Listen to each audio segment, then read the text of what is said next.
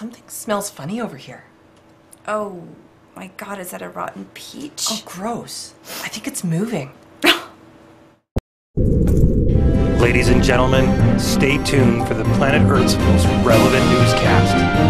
Broadcasting from Sector 17G in the southwestern corner of the Milky Way galaxy, we present to you a program that is a strange combination of newsworthy and non-newsworthy. Funny at times and extremely non-funny at others.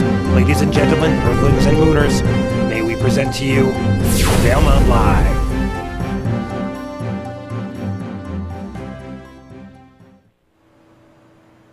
Welcome to the 29th episode of Valemount Live. I'm Jody Newham. And I'm Anne-Marie Scott. We've got an arresting show for you tonight. We'd just like to pass along our best wishes to Coulter Beeson, who is suffering from a severe case of fruit poisoning. Sorry, I think you mean food poisoning. I'm pretty sure the doctor said fruit poisoning. It has been a rather exciting week here at VCTV. On Monday, Station Manager Andru McCracken made a presentation to the Canadian Radio Television Communications Commission. McCracken was making the case for long-term stable funding and community control of community television stations. We'll show you part of his presentation later, but first, let's talk about Valemount's prison proposal. A group of concerned citizens put forward a proposal to try and attract a federal prison to Valemount at the last council meeting. We first aired the news last week. But because nobody watches this show, community reaction really began after this week's newspaper came out.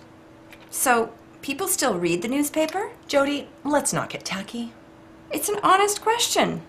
Let's just say they have more readers than we have viewers. Ouch.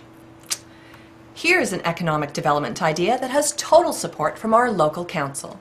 In an article published in the Valemount, Mayor Bob Smith said he is 210% behind a proposal for a medium security prison in Valemount.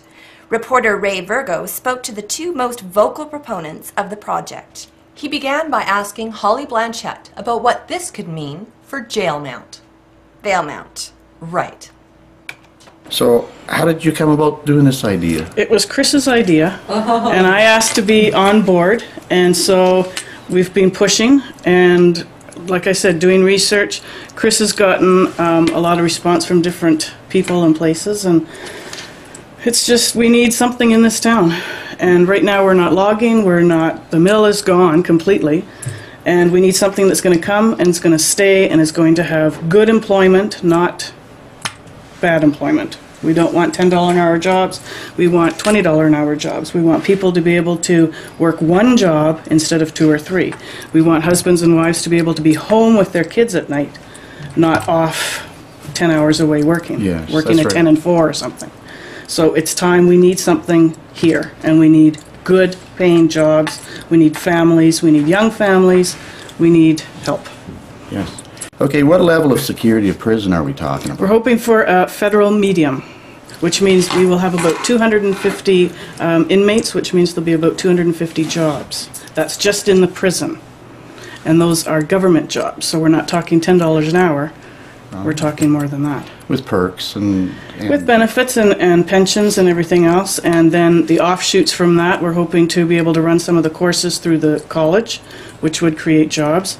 If we can get half of those people to come into town, we're going to have more students in the schools, we're going to have people buying homes, we're going to have, hopefully we could bump our clinic up to a hospital status. What do you think the security level would be for us? Well, we're not going to have prisoners running through the streets. You know, they are going to be locked up, you know, and how safe do you feel now with anything? And, you know, sometime, somewhere, somehow, something might happen, but you can't live on somehow. Right. You know. Grandma will be safe. Yes. Oh, there we go. So, Holly, it's been good seeing you. Thank you, Ray. You're welcome. Ray Virgo also had the chance to speak with proponent Chris Torgerson and began by asking her about safety concerns. People will have some questions, and they will want to know, is it going to be safe for Valemount? Well, it can be as safe as the level of security is. You're never going to have an absolute I'm never going to be able to say absolutely that there's not going to be somebody escaping. But my thought would be, if I were going to escape from a jail, I would want to get as soon and as far away as I possibly could. Exactly. So I'm not going to hang around town. Exactly. So for that reason, I personally choose to dwell more on what the positive aspects of the jail would be for the village and the area, as opposed to, yes, we have to realize that there could be problems, but I'd rather deal with Yeah, of course you would. Okay, we were talking earlier about the difference between a provincial and a federal prison is level of employment. Can you explain that?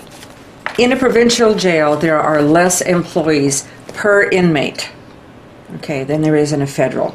So you would like to have, that gives you extra security, you know, in the area, and more people in the village. So we are looking at a federal prison. Yes. In Valemount. That's what we would like to go for. You said that there would be jobs. Now, can you give us roughly the type of jobs, like what kind of jobs there will be available to people that are local here in town? Well, not so much just local, but jobs that are available in the prisons would be administration. They will have a pharmacy, a clinic, kitchen, obviously. So we need laundry, we need cooks, we need laundry people, and we need all kinds of other transportation. Well, you're a local citizen. You've been here many years, raised your family here. You see the situation that our town is sort of going through. Some call it a transition. Some call it a desertion. Some people are working 3 jobs to keep the mortgage payment going. Well, unfortunately, that's what we have to look at. A lot of folks have totally left town, young families, because they need work and they want to keep the family together. They may or may not have sold their home. If they have sold their home, chances are they haven't sold it at a decent profit. There are fellows that are working away, maybe working a 10 and 4, coming home occasionally, so the families are split.